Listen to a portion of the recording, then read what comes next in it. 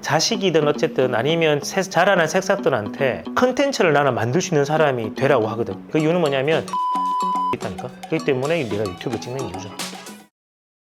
오늘은 이제 유튜브를 왜 찍는지에 대해서 좀 얘기를 해보려고 해요. 유튜브를 읽어 말고 칼든 의사를 찍고 있는데 친구들이 이제 보면서 물어보더라고.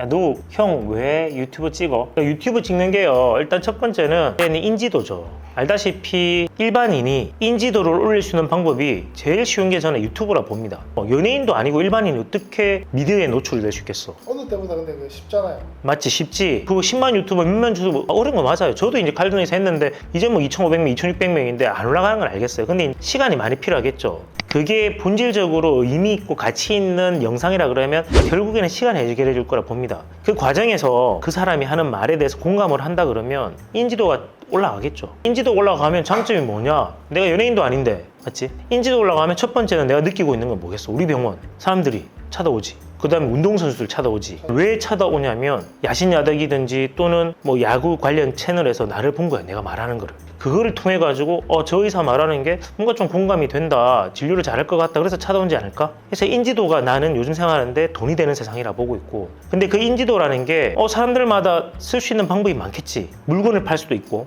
어떻게 보면 나도 물건을 파는 입장이지. 나의 의료 지식을 파는 거고, 그 의료의 검사라든지 뭐 그런 것들, 지식을 파는 행동이잖아. 그렇기 때문에 인지도가 올라가게 되면 당연히 내 사업이 잘 될 거야, 맞지? 근데 이제 TV라든가 연예인을 보면 연예인들이 우리를 잘 모르잖아. 근데 우리는 연예인을 보면 되게 친근하잖아, 맞지? 그래서 병원도 나는 마찬가지로 보거든. 처음에 병원 갈 때 걱정되잖아. 좀 무섭기도 하잖아. 의사가 좀 이상하면 어떡하지, 이런 것도 있고. 어쨌든 진료를 보려고 그러면 내 얘기를 해야 되는데 좀 친근한 거랑 좀 딱딱한 느낌이랑 뭐가 편하겠어? 그 의사가 좀 편해야지 또 가고 하지 않을까? 벽을 좀 허물어주는 역할을 할 것 같고, 그 다음에 또 추후에 이제 수많은 기회들이 오지 않을까? 그래서 그런 측면에서 유튜브를 찍는 게 좋다고 보고, 저는 그렇죠. 뭐 알다시피 주변에 맨날 말을 해요. 그래서 무슨 말을 하냐면 유튜브 꼭 찍어봐, 유튜브 찍어봐 하는데, 그런 게 있잖아요. 이제 옛날에 봐봐, 부모들이 자식을 가르칠 때 공부해라 하잖아. 또는 뭐 운동할 수도 있고, 우리 반 운동하는 애들 많이 오니까. 공부를 하는 목적이 뭐야? 잘 먹고 잘 살려고 하는 거잖아. 근데 봐봐, 요즘 시대에 공무원들 좀 인기가 많이 떨어졌잖아.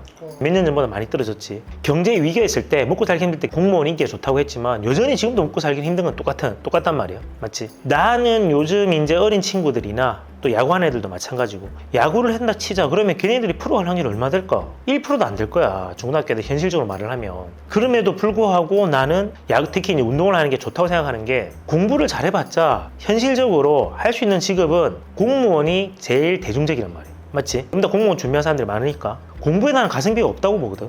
공부에 가성비가 없다. 없지. 그러면 자식이든 어쨌든 아니면 자라난 새싹들한테 컨텐츠를 나는 만들 수 있는 사람이 되라고 하거든. 본인 스스로만의 컨텐츠를 만들 수 있다고 하면 그 컨텐츠가 이제 돈이 되는 세상이고, 똑같이 인지도가 돈이 되는 세상이잖아. 최근에 나는 그걸 많이 느낀 게, 야신야들 보면서 많이 느꼈어.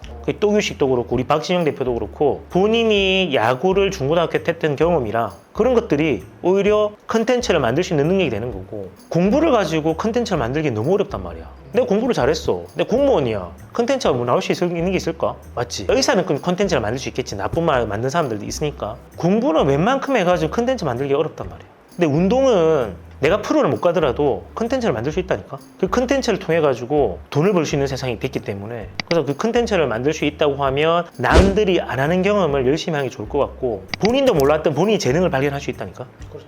앉아가지고 이렇게 힙 트는 것도 있고, 나처럼. 아니면 치든지 뭔가 내 피지컬 능력으로서 남들의 시선을 끌 수도 있고. 근데 그게 꼭 프로를 갔다 해서 할 수 있는 건 아니란 말이야. 그러니까 중요한 건 뭐냐면, 어쨌든 남들이 나를 바라보게 만들어야 되는데, 그게 앞으로의 세상에서 돈 벌 수 있는 사람과 돈을 못 버는 사람의 차이라고 난 보거든.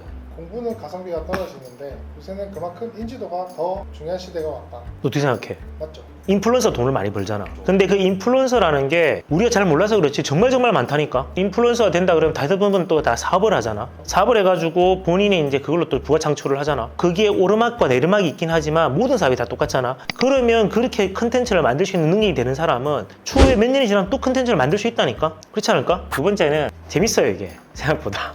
취미생활 같아요. 이게 처음에 카메라가 있으면 되게 어색하거든요. 정말 되게 어색해. 그렇죠. 이렇게 대화하다가도 카메라 이렇게 있으면 엄청 부담스럽죠. 그냥 되게 부담스러워. 이게 하다 보면 익숙해지거든요. 그냥 재밌어요. 그냥 재밌고 떠드는 게 취미생활이죠. 그 다음 세 번째는 뭐냐면 일기 같은 거예요. 우리가 이제 어릴 때 다 경험이 있잖아. 그래 일기 쓰고. 그럼 일기 왜 썼어? 그때는 보통 숙제였었어. 시키니까 어쩔 수 없이 그림 일기. 그 시기가 지나고 나면 일기를 쓴 사람이 없잖아. 저도 일기를 쓴 적은 없어요. 근데 일기를 쓴 적은 없지만 요즘 들어서 이제 일기가 어떤 의미가 있을까? 한 번씩 이제 우리가 유튜브 보면 그 있잖아요. 뭐 동기부여 관련된 일기를 써라 하는데 요즘 한 번씩 일기보다는 그런 생각을 하죠. 그때의 실수를 좀 반성. 아, 그때 그렇게 왜 말했을까? 또는 그때 왜 그런 행동을 했을까? 근데 그거를 기록이 남아있다 그러면 추후에 또 보면서 반성을 하고 좀 고치려고 노력하지 않겠습니까? 옛날에는 이제 글쓰기 할 때 종이에다가 이제 막 남기고 그림도 그리고 했잖아요. 요즘은 뭐 책을 보든 아니면 무슨 공부를 하든 다 이제 시각화잖아요.